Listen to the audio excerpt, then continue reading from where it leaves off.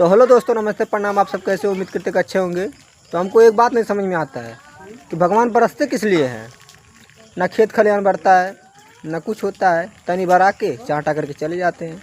तो दोस्तों देख सकते हैं जो है हमारे द्वार पे मतलब पानी नहीं है प्रेजेंट टाइम, अभी गीला गीला है, खाली वैसे सूखा हुआ। ज़्यादा पानी क्योंकि सब मिट्टी सोख लेता है हमारे यहाँ का।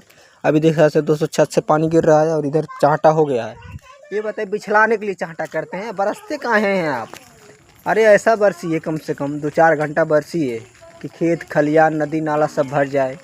आप ऐसे बरसते हैं कि जैसे बुझाता है कि कोई फुहारा मार के चला जाता है। ये भी कोई बात होता है बरसाने का। अरे आराम से बरसिए, 2-4 घंटा आदमी घर से बाहर ना जा पाए, खेत खलियान गढ़ी गुड़ा सब भर जाए, मछली उछली मारने सब जाए। तो मिलते हैं दोस्तों नेक्स्ट ब्लॉग में। वीडियो अच्छा लगा तो लाइक कमेंट शेयर सब्सक्राइब कर दीजिएगा, ठीक है। जय हिंद, जय हिंद दोस्तों, जय भीम।